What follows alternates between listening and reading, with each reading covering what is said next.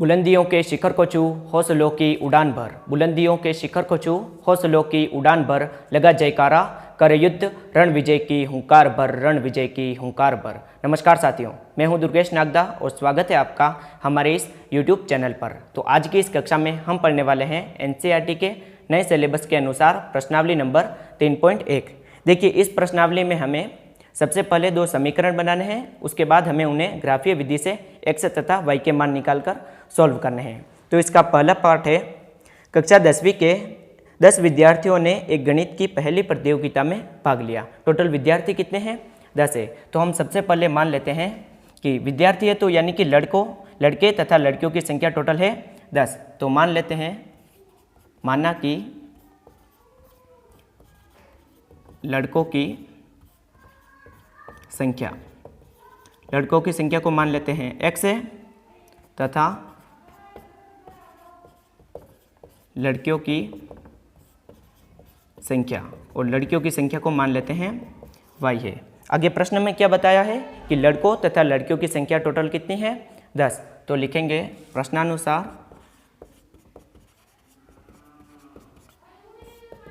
x + y = 10। ये आ गया हमारा समीकरण नंबर फर्स्ट। आगे प्रश्न है, लड़कियों की संख्या लड़कों की संख्या से 4 अधिक है। लड़कियों की जो संख्या है वो लड़कों की संख्या से कितनी अधिक है? 4 है। यानी कि लड़कों की संख्या में हम 4 जोड़ेंगे तो लड़कियों की संख्या आ जाएगी। तो इसका पक्षांतरण करने पर हम लिख देंगे x - y = -4। y इधर आएगा तो माइनस का और प्लस का 4 उधर जाएगा तो माइनस का। यह आ गया हमारा समीकरण 2। अब हम इन दोनों समीकरण को सॉल्व करके x तथा y के मान निकालने हैं, वो भी ग्राफीय विधि से। तो सबसे पहले हम क्या करेंगे, इन दोनों को एक विलोपन विधि से हम x तथा y के मान निकाल देंगे और फिर x तथा y के अलग अलग मान पुट करके एक ग्राफ बना देंगे। तो सबसे पहले हम लिखेंगे समीकरण फर्स्ट व सेकंड से। फर्स्ट क्या है? x + y = 10 और सेकंड है x - y = -4। देखिए, विलोपन विधि से हम कैसे सॉल्व करते हैं। सबसे पहले हम इन दोनों को बराबर करते हैं कोफिशिएंट को, किन्हीं भी एक का कोफिशिएंट लेते हैं। देखिए, यहाँ पर y एक है और यहाँ पर भी y एक है और दोनों के चिन्ह भी बराबर हैं, तो हम दोनों को डायरेक्ट माइनस कर देंगे। तो ये y से y कैंसिल हो जाएगा, x और x 2x और ये कितना आएगा, 10 में से 4 गया तो 6। तो x बराबर आ जाएगा 6/2 यानी कि 3। तो x = कितना आ गया? 3। अब ये जो x का मान है यह समीकरण फर्स्ट में रखेंगे तो 3 + y = 10। तो y बराबर कितना आ जाएगा? 10 - 3 यानी कि 7। तो x का मान 3 रखने पर y का मान आ गया 7। हमारा फर्स्ट समीकरण क्या थी? x + y = 10। तो इसके लिए एक सारणी बनेगी, उसमें हमें x तथा y के मान लिखने हैं। तो x और ये y। x का मान कितना आया? 3 और y का मान आ गया 7। इसकी सहायता से हम सबसे पहले एक सारणी बना देंगे। देखिए, अब हम लिखेंगे x = 1 रखने पर, x = 1 रखेंगे तो 1 + y = 10। तो y बराबर कितना आ जाएगा? 10 - 1 यानी कि 9। तो x का मान 1 लिखेंगे तो y का मान आ गया 9। अब हम दूसरा मान एक और चाहिए, तो x = 2 लिखेंगे तो y का मान कितना आएगा? 2 + y = 10। तो y बराबर आ जाएगा 8। तो x का मान 2 लिखेंगे तो y का मान आ गया 8। ये हमारी पहला ग्राफ के लिए एक समीकरण आ गई है। और दूसरा क्या है समीकरण, उसको देख लेते हैं।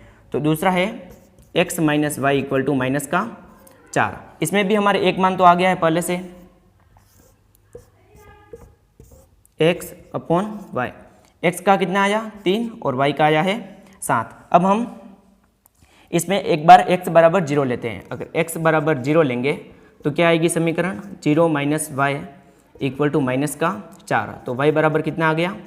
4 आ गया। तो x का मान 0 रखने पर y का मान आ रहा है 4। अब हम क्या करेंगे? y का मान 0 लिख देंगे। तो y = 0 लेंगे तो x का मान क्या आएगा? x - 0 = -4।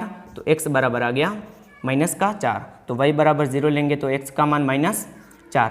अब हमारे दोनों जो ग्राफ की इक्वेशन के लिए आ गए हैं समीकरण, अब हम इनको ग्राफ में पुट कर देंगे। तो एक ग्राफ बनाएंगे। यहाँ पर मैं यहाँ पर रफली बना रहा हूँ, आप अपनी कॉपी में सही से बना लेना। ये हो गया मूल बिंदु 0,0, ये x = 1 2 3 4 5 ये x अक्ष और ये y अक्ष। y अक्ष में मान कितना तक जा रहा है, 9 तक, तो हमें 9 तक लिखना होगा। 1 2 3 4 5 6 7 8 और ये 9। आपको ये अंतराल बराबर लेना है। मैं यहाँ पर बोर्ड पर बना रहा हूँ तो थोड़ा आगे पीछे हो सकता है। तो x का मान कितना है, 3 है। देखिए यहाँ पर कोई माइनस का नहीं है, इसलिए मैं टाइम बर्बाद नहीं करूँगा और नहीं लिखा है। x का मान 3, तो x का मान 3 और y का मान कितना आ रहा है, 7। तो x के मान 3 पर y का मान आ रहा है 7। दूसरा पॉइंट है x का मान 1, y का मान 9। x का मान 1 और y का मान कितना है, 9, यानी कि यहाँ पर आएगा। तीसरा है x का मान 2 और y का मान 8, तो ये आ गया यहाँ पर। तो ये पूरी ऐसे एक रेखा आ जाएगी। दूसरा देखते हैं, x का मान 3, y का मान 7। x का मान 3, y का मान 7, यानी कि दोनों एक ही जगह पर आ गए हैं। तो हमारे आंसर क्या हुआ है, 3,7। दूसरा है x का मान 0, y का मान 4। x का मान 0 और y का मान कितना है, 4 है, तो ये यहाँ पर आएगा। दूसरा हमारे x का भी एक मान है, तो इसको लिख देते हैं -1, -2, -3 और -4। तो x का मान -4, x का मान -4, y का मान 0, तो ये यहाँ पर आएगी। इसको अब मिला लेते हैं। आप अगर अपनी कॉपी में मिलाओगे तो ये पूरा ऐसे बनेगी एक रेखा। सही से मिला लेना। तो हमारे आंसर आ गए हैं 3,7, यानी कि x बराबर आया 3 और y बराबर आया है 7। आपको इसी प्रकार से इसको सॉल्व करना है। चलिए अब दूसरे पार्ट को सॉल्व करते हैं। दूसरा पार्ट है 5 पेंसिल तथा 7 कलमों का मूल्य 50 रुपये है। तो हम सबसे पहले एक पेंसिल तथा एक कलम का मूल्य x तथा y मान लेंगे। तो लिखेंगे, माना कि एक पेंसिल का मूल्य इक्वल टू x तथा एक कलम का मूल्य इक्वल टू y। तो प्रश्न क्या कह रहा है, प्रश्नानुसार प्रश्न है 5 पेंसिल तथा 7 कलमों का मूल्य 50 है। 5 पेंसिल और एक पेंसिल का कितना है, 5, तो 5 पेंसिलों का मूल्य हो जाएगा 5x और 7 कलमों का मूल्य हो जाएगा 7y, और इन दोनों का मूल्य कितना दे रखा है हमें, 50 है। तो ये आ गई हमारी पहली इक्वेशन। आगे प्रश्न है, जबकि 7 पेंसिल तथा 5 कलमों का मूल्य 46 रुपये है। 7 पेंसिल, एक पेंसिल का मूल्य x, तो 7 पेंसिल का 7x और एक कलम का मूल्य y, तो 5 कलम का मूल्य 5y इक्वल टू दे रखा है 46। ये आ गई हमारी दूसरी इक्वेशन। तो सबसे पहले हम क्या करेंगे, x तथा y का मान निकाल लेंगे, वो भी विलोपन विधि से, फिर हम ग्राफ में पुट कर देंगे। तो लिख देंगे समीकरण फर्स्ट व सेकंड से। देखिए यहाँ पर x और y किसी के मान बराबर नहीं है, तो हम सबसे पहले इनका मान बराबर करेंगे। देखिए अगर x का मान बराबर करना है तो हम इन दोनों को क्रॉस मल्टीप्लाई करेंगे। जैसे कि यहाँ पर x का मान 7 है, तो इस पूरी इक्वेशन को 7 से गुणा करेंगे, और यहाँ पर x का मान 5 है, तो इस पूरी इक्वेशन को 5 से गुणा करेंगे। तो लिख देंगे 5x plus 7y equal to 50, और इसको गुणा करना है 7 से, और दूसरी है 7x plus 5y equal to 46, और इसे गुणा करना है 5 से। देखिए 7 को 5 से गुणा करेंगे तो 35x प्लस 7 को 7 से करेंगे तो 49y इक्वल टू 7 को 5 से करेंगे तो 35, और ये 0। दूसरी है 7 को 5 से, ये आएगा 35x प्लस 5 को 5 से करेंगे तो 25y इक्वल टू 46 को 5 से करना है। 46 को किससे करना है, 5 से। 5 अंक 30 का 0 हासिल 30, 5 अंक 20 और 23, ये आ गया 230। तो इसे लिख देंगे। देखिए अब यहाँ पर x के मान बराबर है, तो चिन्ह चेंज करेंगे, प्लस का माइनस, प्लस का माइनस और प्लस का माइनस। 35x में से 35x कैंसिल हो जाएगा, 49y में से 25y घटाएंगे तो ये आएगा 24y इक्वल टू 350 में से 230 घटाएंगे, 0 में से 0 गया तो 0, 5 में से 3 गया तो 2, और 3 में से 2 गया तो 1, तो y इक्वल टू आ जाएगा 120/24। इसको 2 के पहाड़े से काटेंगे, ये आएगा 60 और ये 12, 12 पंजे 60, यानी y इक्वल टू आ गया 5। अब जो y का मान है उसे हम समीकरण 1 में लिखेंगे और x का मान ज्ञात करेंगे। तो समीकरण 1 क्या है, 5x प्लस 7 इंटू, देखिए y का मान कितना आया, 5, बराबर में आया है 50। ये आ गया 5x, 7 पंजे 35 इक्वल टू 50, तो 5x बराबर आ जाएगा 50 माइनस 35, 50 में से 35 घटाएंगे तो 15 आएगा, तो x बराबर आ जाएगा 15/5 यानी कि 3। तो x बराबर कितना आया 3। चलिए अब हम इसकी सारणी बना लेते हैं। तो लिख देंगे पहली समीकरण क्या है 5x + 7y = 50। हमें x तथा y के मान तो पहले से मिल गए हैं। ग्राफ बनाना है, इसके लिए 2 मान एक्स्ट्रा चाहिए होंगे, तो x और y। x का मान कितना आया है 3 और y का मान आया है 5।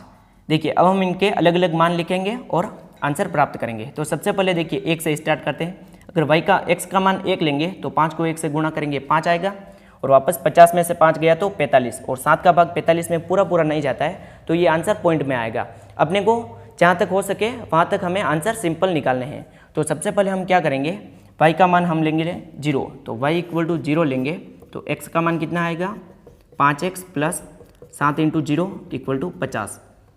तो 5x बराबर 7 को 0 से गुणा करेंगे 0, तो इक्वल टू आ जाएगा 50। तो x बराबर कितना आ जाएगा 10, यानी कि y का मान 0 लेंगे तो x का मान आ गया 10।